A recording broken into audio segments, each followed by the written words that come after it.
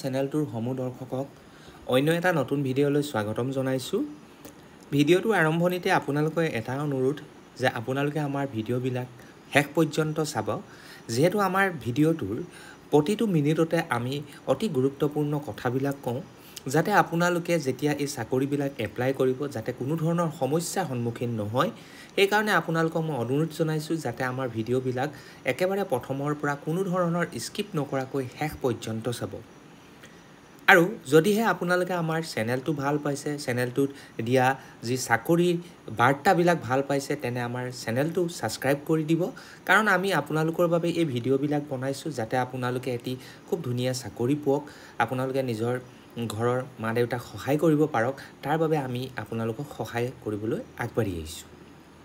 গতিকে যি কি নহওক, আজি আলোচনা কৰিবলগীয়া পোষ্টটো হৈছে গুৱাহাটীৰ ভাৰতীয় প্ৰযুক্তি প্ৰতিষ্ঠান যি গুৱাহাটীত আছে, অৰ্থাৎ IIT গুৱাহাটীত ৰিক্ৰুইটমেণ্ট এটা ওলাইছে। সেই ৰিক্ৰুইটমেণ্টটো হৈছে অৰ্থাৎ চাকৰি ওলাইছে, সেই চাকৰিটো হৈছে অফিচ এছিষ্টেণ্টৰ পোষ্ট। গতিকে আজি আমাৰ ভিডিঅ'টোত আমি আলোচনা কৰিম যে এই অফিচ এছিষ্টেণ্টৰ পোষ্টবিলাক আমি কেনেকৈ এপ্লাই কৰিম। আপোনালোকে হয়তো ভাবিছে চাগে যে IIT হয়, ইমান ডাঙৰ ইনষ্টিটিউট এটা হয়, অনুষ্ঠান এটা হয়, তাত আমি জানো চাকৰি পাম। কিন্তু আপোনালোকে নিজক কেতিয়াও অযোগ্য বুলি নাভাবিব, কাৰণ আপোনালোকে অকণমান চেষ্টা কৰিলে অতি সহজতে এই চাকৰিটো লাভ কৰিব পাৰিব। যিহেতু আপোনালোকৰ অভিজ্ঞতাও আছে, আপোনালোকৰ নলেজো যথেষ্টখিনি আছে, আপোনালোকৰ ডিগ্ৰীও আছে, গতিকে আপোনালোকে অকণমান চেষ্টা কৰিলে এই চাকৰিটো ল'ব পাৰিব। গতিকে দেৰি নকৰি আমাৰ ভিডিঅ'টো আৰম্ভ কৰোঁ আহকচোন। আৰু কেনেকৈ এই চাকৰিকেইটা আমি এপ্লাই কৰিম, হোল প্ৰচেছটো আজি আমি এই ভিডিঅ'টোৰ জৰিয়তেই গম পাম। গতিকে এই চাকৰিটো ওলাইছে ইণ্ডিয়ান ইনষ্টিটিউট অফ টেকন'লজি, অৰ্থাৎ ভাৰতীয় প্ৰযুক্তি বিজ্ঞান কেন্দ্ৰ গুৱাহাটীত। পজিশ্যনটো হৈছে অৰ্থাৎ চাকৰিৰ পদটো হৈছে অফিচ এছিষ্টেণ্ট, অৰ্থাৎ কাৰ্যালয়ৰ সহায়ক, যাক কেৰাণী বুলিও কোৱা হয়। নাম্বাৰ অফ পোষ্ট আছে 2টা, আৰু ইয়াত পে' স্কেল ধৰা হৈছে 28,500ৰ পৰা 42,000, লগতে 18% বেছিক HI, অৰ্থাৎ আপোনালোকৰ দৰমহা 45,000ৰ পৰা 60,000ৰ ভিতৰত আপোনালোকৰ দৰমহাটো হ'ব পাৰে। আমাৰ ভিডিঅ'টোৰ থাম্বনেইলত কেৱল মাত্ৰ আমি পে' বেণ্ডটোহে লিখি থৈছোঁ, সেইটোক আপোনালোকে কিন্তু দৰমহা বুলি ভাবি ভুল নকৰিব।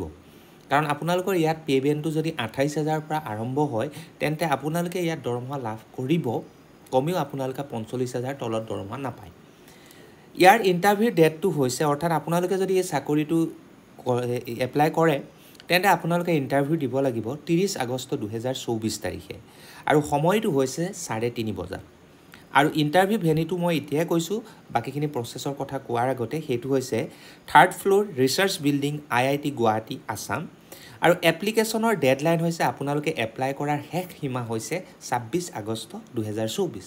গতিকে এই ডেটকেইটা আপোনালোকে টুকি থ'ব বহীত, যাতে আপোনালোকে পাহৰি নাযায়। গতিকে এতিয়া আমি চাম প্ৰথমতে এছেঞ্চিয়েল কোৱালিফিকেশ্যন কি কেইটা দৰকাৰ হ'ব, য'ত আপুনি এই চাকৰিটো এপ্লাই কৰাৰ বাবে যোগ্য বুলি বিবেচিত হ'ব।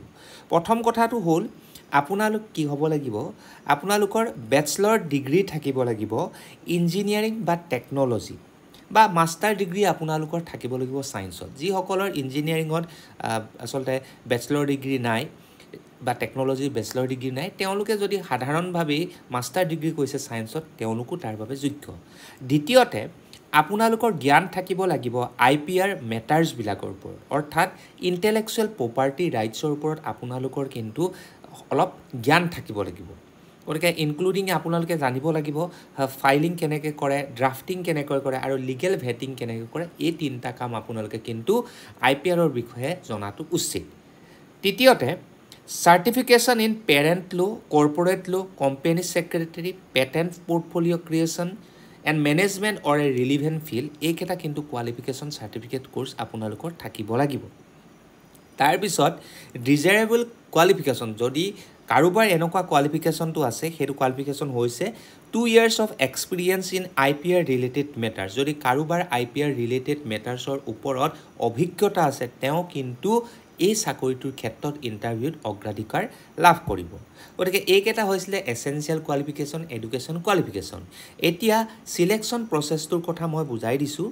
প্ৰথমতে আপোনালোকৰ কি হ'ব 30 আগষ্টৰ দিনাখন 3:30 বজাত আপোনালোকৰ এটা কি হ'ব ৱাকিং ইণ্টাৰভিউ হ'ব কোনো ধৰণৰ ইয়াত ৰিটেন টেষ্ট নাই গতিকে আপোনালোকৰ ৱাকিং ইণ্টাৰভিউ হ'ব তাতে আপোনালোকক সাক্ষাৎকাৰৰ জৰিয়তে সকলোবিলাক প্ৰশ্ন সোধা হ'ব আপোনালোকৰ ডকুমেণ্টছ ভেৰিফিকেশ্যনো কৰা হ'ব তাৰপিছত আপোনালোকক সিলেক্ট কৰা হ'ব এতিয়া কথাটো হ'ল আমি এই চাকৰিটো অৰ্থাৎ অফিচ এছিষ্টেণ্টৰ যি চাকৰি ওলাইছে তাক আমি কেনেকৈ এপ্লাই কৰিম গতিকে যিসকল প্ৰাৰ্থীয়ে আগ্ৰহী তেওঁলোকে কি কৰিব তেওঁলোকৰ যি সিভিখন আছে বা ৰিজিউম বা বায়োডাটাখন আছে সেইখন PDF ফৰমেটত বনাব আৰু তাক এটা অফিচিয়েল ইমেইল আমাক ইয়াত দিছে সেইটো হৈছে iisi@iitg.ac.in এইটোত আপোনালোকে 26 আগষ্টৰ আগতে পঠিয়াই দিব আৰু আপোনালোকে লিখিবলৈ নাপাহৰিব interview dress IDF IPR 02 along with your name in the subject line of the email ইমেইলৰ subject lineত কিন্তু